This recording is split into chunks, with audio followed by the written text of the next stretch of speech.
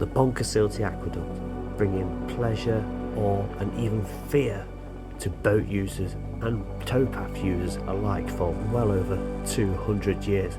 Set in beautiful countryside, 126 feet high at its most tallest point across the River Dee in the valley.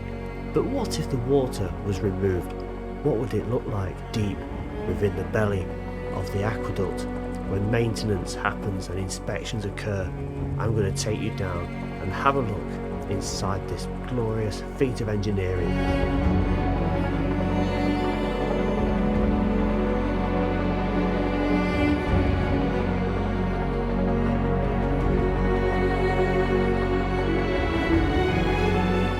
Hello, welcome back to a brand new video where today we've got Martin, we've got Roy and we've got the Pontcysyllte Aqueduct right above us.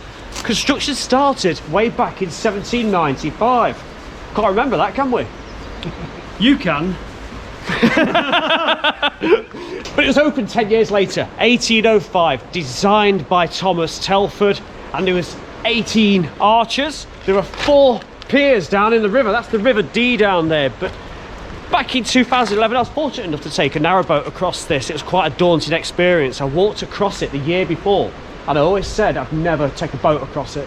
It's just too scary, petrifying. There's no fencing on the narrowboat, the canal side. So I came back in 2011, took the boat over, but this time it's different. This time it's empty. There's no water in there. They're doing maintenance and repairs. And we're going to walk in the trough. Ooh. We're going to walk in the trough. We're going to go all the way across. Although it's a trough, it's a highlight of our lives. Oh, I love a good trough. So further ado, we'll get up the top. We're all going to do a video. Martin's channel, Roy, do stuff. Photos and stuff. And also myself. Let's go and walk the Pontcysyltte Aqueduct. Martin's gone. He's been so excited all day.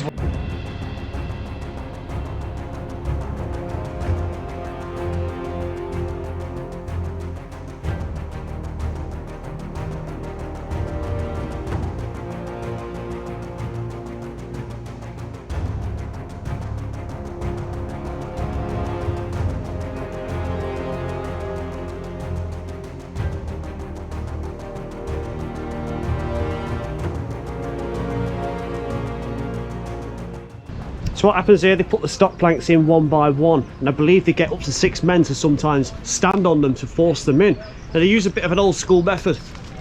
They use ash, like what you get in a steam locomotive, and that is used as like a sealant, and it gets sucked in and then fills in any cracks to stop any water. Look at that, there's not a single bit of seepage coming through any of them. So we just been stood up there. That is where the stock planks are, where there's no water and there is water on the opposite side. We stood underneath the very first span. There's 18 of these spans all the way across. 4 of the bases are stood in the River Dee. That's where the piers are. Apparently 11,000 bolts along the entire iron section of the aqueduct. So with 18 spans, that's just over 600 bolts per span. That doesn't sound enough in my head, but it's got to be because it's been stood here since the 1700s. So on each of those struts just there, you've got 14 bolts. There's 10 of them per span. That's 140 all the way across. And then you've got both sides, that's 280. And then you've got those that attach themselves to the actual stonework and also lower down. So you can see where the 610 roughly bolts per span comes from. They soon add up, and you can kind of understand why the figure isn't a lot higher. Coming down now, down the steps into the belly of the beast. Down over 5 feet. This is how deep this is. And you can see if you was on a narrowboat, you'd be up here, but you'd be stood around about there. So you'd be then again about 5.5 feet higher than that. This is usually supposed to be emptied every 10 years. I think they're a bit behind on this one, so it's around about 20 years since it was last drained and worked on. And I think there's enough work to be done on it that they're coming back in around about 3 years to do it again. But right now, we've got this to look forward to. Look over there. The entire span, 326 feet in length, 12 foot wide, and at the highest point, 126 feet high over 18 spans.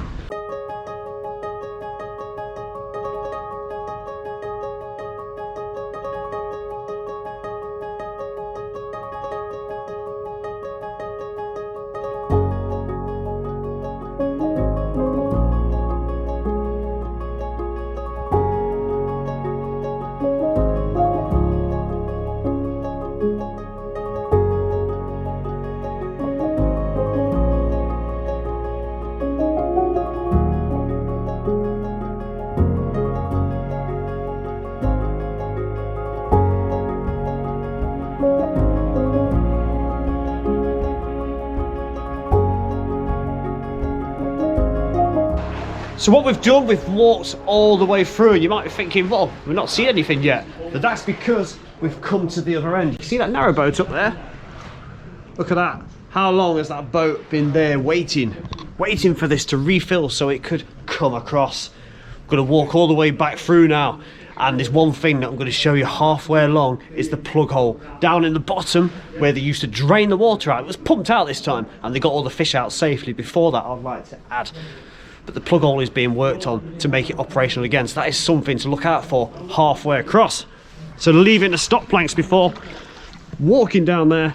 But look how deep it is just here. Look how high up to my wellies that is. Now what we're going to look out for, you can see these little beams going across, those little flanges. They're all bolted and they're little sections across the aqueduct.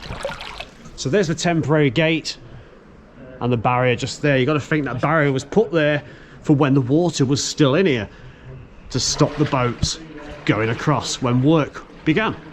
So the depth of this is, I believe, 5 foot and 3 inches, and you might think, well, it's made of raw tile, why does it look like concrete? This is just where it's dried. It's like all the mud and the silt, but this, that is most definitely made of iron. See on this side, that looks like railway sleepers, doesn't it? It's made of wood and it's supported by these iron stanchions. Now the footpath, the towpath on this side was originally made of wood, but that didn't last very long and it was turned into the metallic one that we see today, supported by these little stilts going upwards, and they go in a kind of a camber look. Look at that. Now you've also got all these bolts down here. Look, remember me telling you 11,000 bolts soon add up, don't they?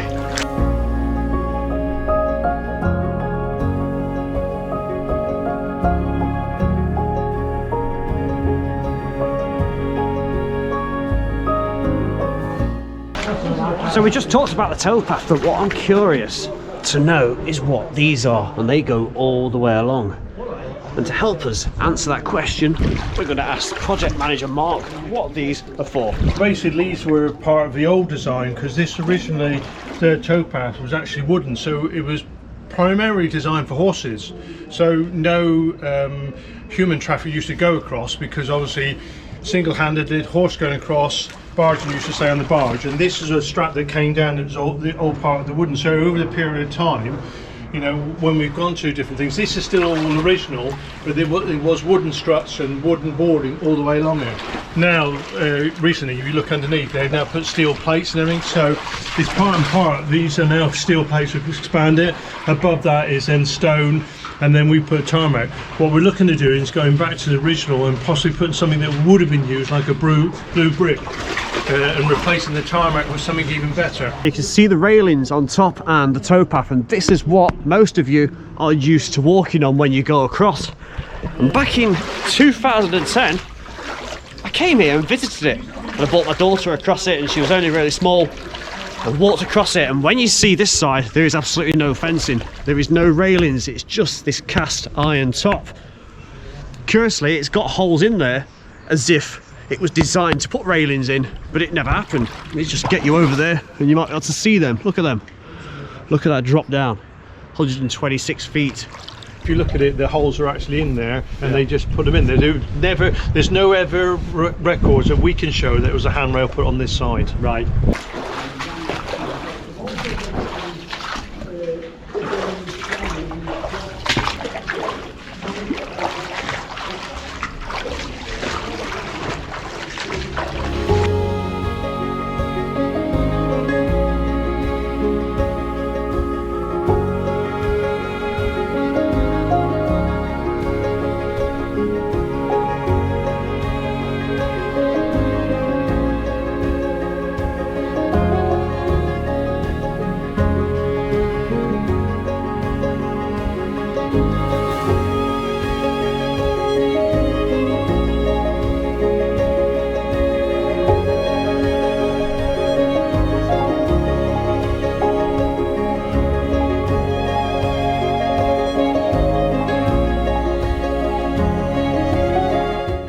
So what I'm below here, if we have a look, is a drainage section, look. So obviously it rains when it comes down, but the water can't collect on there. So what it's going to do, it's going to fall down into the canal. Some of it will go over the edges on both ways, but it's got to escape, and rather than it just settle, and it will just drop down into the water below. There are sections, look, see that line going up there? It's a straight line just there, and then it comes down at another angle. It's almost like a giant piece of Toblerone. Got some narrowboat fenders just here, look, two of them together. So they've dropped off, they've snagged on there at some point, haven't they? If they've been maybe hanging too low and they've been ripped off, you've still got the rope just there. No parking.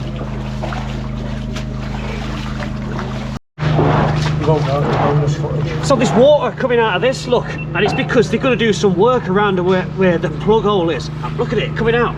So what we're going to do now is walk down to where the plug hole is, and we're going to show you the work that's going on. I'll get my own back somehow. I think I'll throw these. I'll throw. Okay, I'm smacking them quite close, chaps.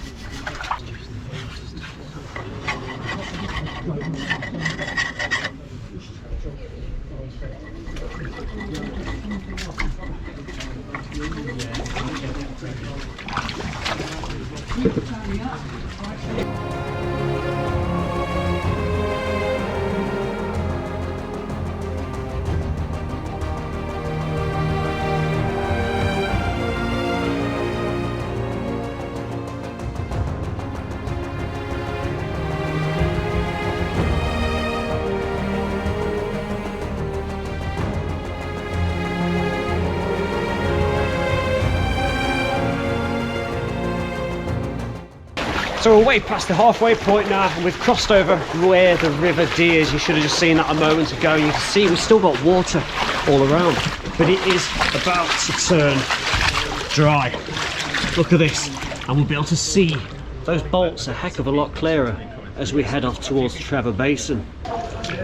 Let's look at the size of them. Absolutely humongous all the way through. Some of them are going to be 200 years in age, and some of them are going to be relatively recent, like 20 years old, all the way across. Look, it's another one of those from the old towpath just there. Look.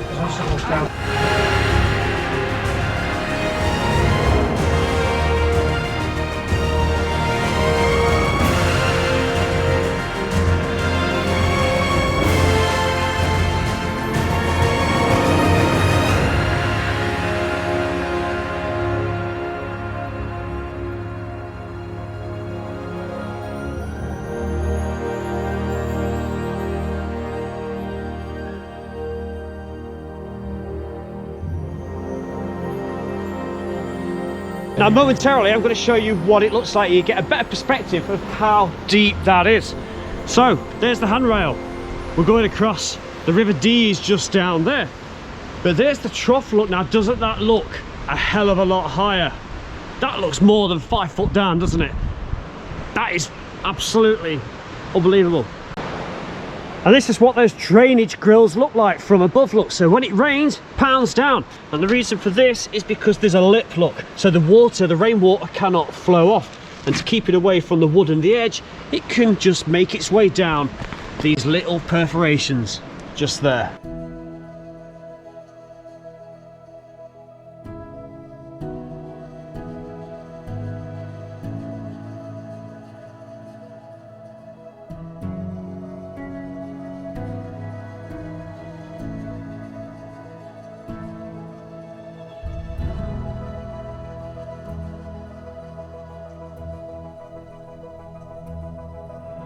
The other side of llangollen, Thomas Telford designed a waterfall, Horseshoe Falls, and this was to control the levels of the water because they needed to feed the canal with water, didn't they? So Horseshoe Falls was constructed to keep a steady level and flow of water to provide it all the way down. Now if I turn you around, this is the view that you're greeted with. So you're coming down there, remember you're stood at the back of the narrow boat, you're not at the front, so you can't see where you're going. Now if you're on with a family or a couple, you can have somebody at the front and they can give you the all clear, or no, don't come along because you can't see anything. I'm going to go right on the edge, look. You can't see anything. The tip of your boat is under there, but you're around about there. So to proceed safely, it's quite a daunting thing, because what you're met with going through, well, we'll go under and have a look. So if it was to go left, Trevor Basin, that's a dead end. That's where all the hire boats are kept. But you need to take this right turn, come in here, the tip of your boat over there, and then bring the rear end around, and you're faced with Pontcysyllte Aqueduct right there. And another problem before going onto the aqueduct could well be you've got boats coming across, so you generally come across in like a convoy, 1, 2, 3, 4 boats, no matter how many are at the other end, they're all coming together, and it's kind of like a polite way of just waiting on the side look, but there isn't much room, so they're going to come across just there. So once you've come out of there, if you've got to wait, you need to try and spin it and then moor up temporarily just there, and there could be a good number of you side by side waiting and tied up for your journey across the world famous aqueduct. A side note, look at these rails in the ground. This is at Trevor Basin, and this was probably either for construction or to collect goods off narrowboats. You remember when it was coal, when it was wood, when it was gravel, whatever the goods were, it was bought from all the different areas around here. They had to be unloaded and transported off, and these rails go all the way down the length of Trevor Basin. So just here is where you're coming out on your narrowboat, and you've circled around and you've come here and you've potentially just moored up Trevor Basin just down there, and you might be waiting for a passage of boats to come across just there, but if not, then you get to go and you can unmoor away from here, untie your boat and take it down towards the aqueduct. Normally there'd be a little flow, but it can't. The aqueduct is closed, there's no water on it, so it's got to escape somewhere. And what it does, just down there, is like a little weir that drops down, goes underground, and I'm going to show you in a moment where that water comes out. And there, look, that's coming down from the canal. That water's being jettisoned downwards away because it cannot go across where it normally would do. So there's a flow of water going down to the River Dee.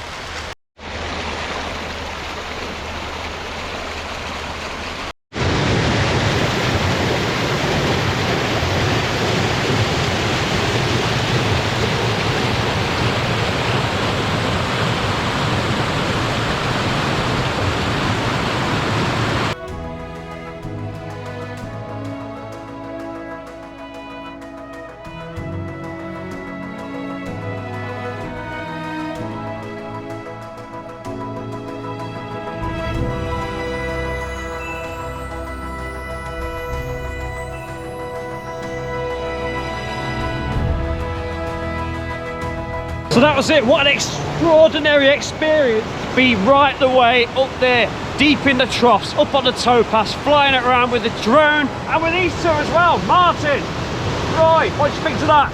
Amazing. Once in a lifetime. Next time I go up there, I'll be in a wheelchair. I'll take you. You're already in one, aren't you? You'll be dead. Why? You're older than me. It's my birthday tomorrow. Thank you very much for watching from Pontcysyllte Aqueduct. That sounded a bit Italian, didn't it? I've been doing that all day. Thank you very much. Martin's channel. Take care, bye bye.